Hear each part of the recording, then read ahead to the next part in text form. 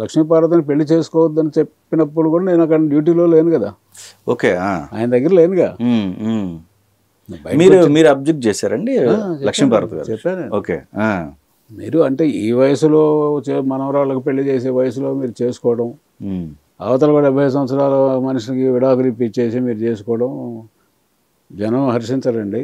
మీ అవసరం కోసం అనుకున్నప్పుడు వేరే ఏ స్పినిస్టర్ లేడీనో లేకపోతే మీ బంధువులు ఎవరన్నా విధవ ఎవరైనా పెద్ద ఆవిడ ఉంటే పెట్టుకోండి, తప్పేం లేదు దానికి.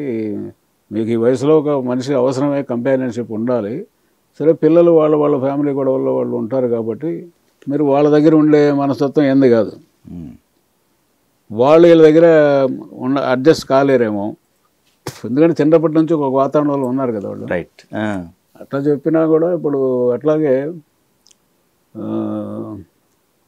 బడ్జెట్ లీక్ అయిందని ఒకసారి బడ్జెట్ అసెంబ్లీలో ప్రవేశపెట్టకముందే బడ్జెట్ బయటకు వచ్చేసింది, పేపర్లో వచ్చింది, మీరు మంత్రివర్గం అంతా రాజీనామా చేయాలా ఇదని చెప్పి కొంతమంది ఒక రకంగా స్వార్థపరలే ఈయనకి ఎక్కిచ్చారు.